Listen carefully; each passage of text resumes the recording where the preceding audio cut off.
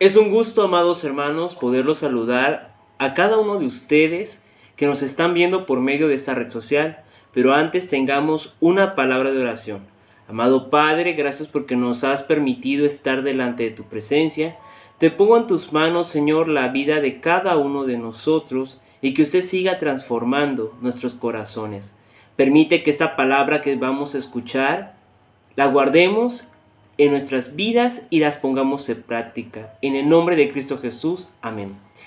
En algún momento de nuestra vida hemos tenido la oportunidad de leer o escuchar alguna poesía. Algo interesante que podemos apreciar de esta clase de contenidos literarios es cómo el autor adorna con ilustraciones dicha redacción. Pero ¿saben algo? La Biblia también utiliza a menudo ilustraciones sencillas para transmitir verdades muy profundas. A veces se compara la palabra de Dios a un martillo, otras veces a corrientes de agua viva, a veces a un panal de miel, entre otras cosas. Todas estas comparaciones son importantes y buscan iluminar nuestro entendimiento en cuanto a la palabra de Dios. Por esa razón nuestro Dios nos invita a reflexionar su palabra bajo el tema analogías que afirman la importancia de la Biblia basada en la lectura ya antes leída. Nuestro Dios nos comparte que la iglesia del Señor estaba siendo perseguida y debido a esas circunstancias es que se redacta cartas para poder compartir el Evangelio del Señor. Dentro de este grupo de personas que realizaban esta modalidad de evangelismo, encontramos a Pedro, un varón escogido por Jesús, para que fuera su discípulo. Y a pesar que era un pecador y también necesitó muchísimas veces palabras de exhortación y de ánimo para que su fe no decayera. Ahora Pedro, siguiendo el ejemplo de exhortación, le dice a la iglesia que la palabra de Dios es alimento. Este varón sabía que ante las adversidades que estaban pasando, necesitaba apoyarlos moralmente, ya que esta iglesia estaba compuesta por esclavos, extranjeros, judíos, no judíos, romanos convertidos al cristianismo, gente con vicios y adicciones, que ahora eran conocedores de Cristo. Dios mueve a este varón para que redacte a estas personas que están siendo perseguidas por creer en Jesús. Debido a lo que pasaba, decide mandar esta carta a nuestros hermanos en Cristo, diciendo que la palabra de Dios es alimento, y la manera de explicárselos fue diciendo lo siguiente: desead como niños recién nacidos la leche espiritual, no adulterada, para que por ella crezcáis para salvación. De esta forma, este varón explicó que la palabra de Dios es alimento en nuestra vida, tomando como referencia a lo que Jesús había dicho de forma supertextual en el libro de Lucas, lo cual fue lo siguiente: escrito está, no solo de pan vivirá el hombre, sino de toda palabra que sale de la boca de Dios. Jesús quería enfatizar que la palabra era necesaria para nuestras vidas, suficiente y total. Pero ¿por qué el nuevo cristiano necesita de este alimento? Porque el nuevo cristiano necesitaba crecer espiritualmente, tal como un bebé recién nacido necesita crecer físicamente. Esto implica ser protegido de todo lo que pudiera dañarle y ser nutrido por todo lo que es bueno. Esta nueva vida se da para permitirnos alcanzar la meta de una salvación plena y definitiva. Pero sobre todo porque esta comida era necesaria para estos afligidos, debido a las circunstancias que vivían. Muchos ya no querían nada con Dios y preferían regresar a sus antiguas vidas, ya que satisfacían sus deseos pecaminosos. La situación que vivían estos hombres y mujeres era de tanto estrés, que debido a ello, Pedro escribe de una manera ilustrada y sencilla, que no dejaran el Evangelio de Cristo. Es por ello que explica que la palabra es un alimento que nos edifica, así como nosotros requerimos de agua para hidratarnos, de lo contrario moriríamos, este varón quería enfatizar de una manera sencilla que esta palabra, o sea, las Sagradas Escrituras, es importante en nuestras vidas. De igual forma, Pedro le dijo a estos oyentes y creyentes que la palabra de Dios es luz en nuestras vidas.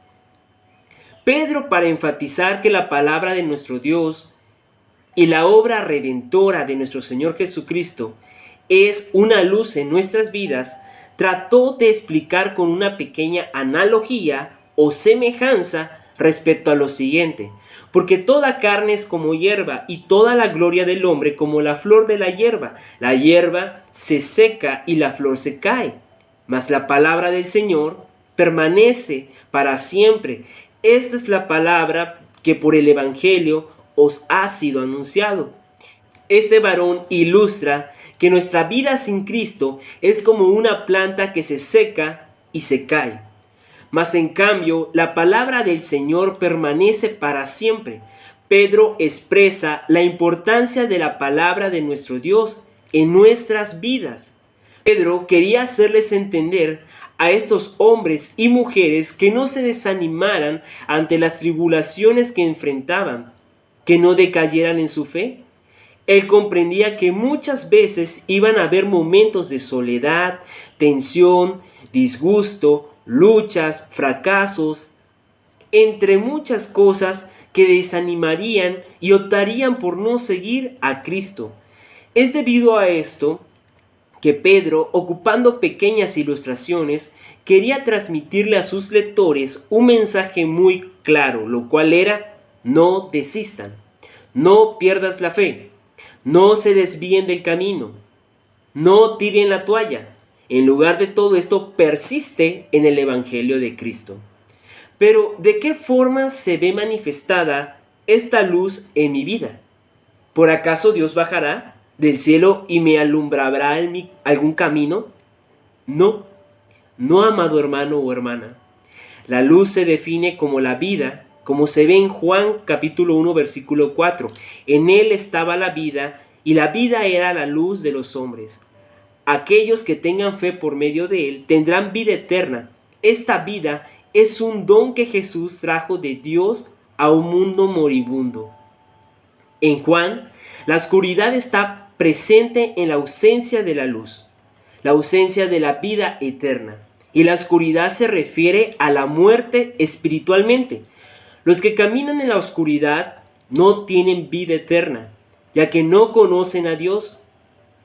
La única manera de recibir la vida es conocer la luz a través de Dios y sus promesas. Dios es luz y su plan es que los creyentes hagan resplandecer su luz, llegando a ser más como Cristo cada día. En primera de Tesalonicenses 5:5 dice: porque todos vosotros sois hijos de la luz e hijos del día, no somos de la noche ni de las tinieblas. Dios es el creador de la luz física, así como el dador de la luz espiritual, por medio de la cual podemos ver la verdad. La luz expone lo que se oculta en la oscuridad, muestra las cosas como realmente son. Andar en la luz significa conocer a Dios, entender la verdad y vivir en justicia. Todos los que somos creyentes en Cristo debemos confesar cualquier oscuridad dentro de nosotros mismos, nuestros pecados y transgresiones, y dejar que Dios haga resplandecer su luz a través de nosotros. Pedro no se quedó con los brazos cruzados, y debido a eso es que alienta a que estos cristianos no se queden de forma pasiva observando a otros seguir en las tinieblas del pecado, sabiendo que aquellos que están en la oscuridad están destinados a la separación eterna de Dios. Es por eso que no solamente hay que vivirla, sino también es necesario llevar la luz del Evangelio al mundo. Y a pesar que la luz es incómoda para quienes están acostumbrados a la oscuridad, nuestro Dios nos alienta a seguir adelante en su Evangelio. Pedro quería hacerles entender también a esta iglesia que la Biblia es un tesoro invaluable. Pedro quería dejar bien en claro la importancia de la Biblia en nuestras vidas. Es por ello que de manera muy clara y sencilla procura expresarle a los creyentes que la palabra de Dios es un tesoro invaluable y no deben tirar en saco roto este invaluable tesoro. Es por eso que dice lo siguiente: por lo tanto, abandonando toda maldad y todo engaño, hipocresía, envidias y toda calumnia, deseen con ansias la leche pura de la palabra, como niños recién nacidos. Así por medio de ella crecerán en su salvación, ahora que han probado lo bueno que es el Señor. Pedro sabía por experiencia propia que el mejor tesoro del mundo es el Evangelio de Cristo. Pero lamentablemente nosotros muchas veces desechamos toda esta palabra por ir en busca de nuestros propios deseos y placeres. Nuestro Dios en esta porción bíblica le decía a estos creyentes que abandonaran esa manera incorrecta de vivir, que el hecho que pasaran dificultades, persecución y otras circunstancias en su vida no justificaba la conducta que tenían, sino que buscaran con ansias el Evangelio de Cristo. Cuando leemos y escuchamos estas palabras, muchas veces consideramos que son muy repetitivas y algunos oyentes llegan a decir: es que nadie entiende mi dolor, es que estoy experimentando un dolor que nadie entiende mi pérdida, nadie entiende mi sufrimiento, nadie entiende mi injusticia, nadie me entiende. Pero te diré algo, claro que Dios sí te entiende. Gracias a que mandó a su Hijo Jesucristo, pudo comprender más al ser humano en todas sus facetas, desde la alegría más bella hasta el dolor más intenso de una traición, abuso y maltrato. Jesús pasó cada una de esas dolencias y todo para que muriera en una cruz por cada uno de nuestros pecados. Él comprende cada uno de tus dolores y te entiende. Pero lo que nuestro Dios no tolera ni tampoco perdona es el pecado que muchas veces nosotros practicamos. Esto lo podemos confirmar cuando Dios dice: pues todos han pecado y están privados de la gloria de Dios, en Romanos 3:23. O en 1 Corintios 6. ¿No saben que los malvados no heredarán el reino de Dios? No se dejen engañar.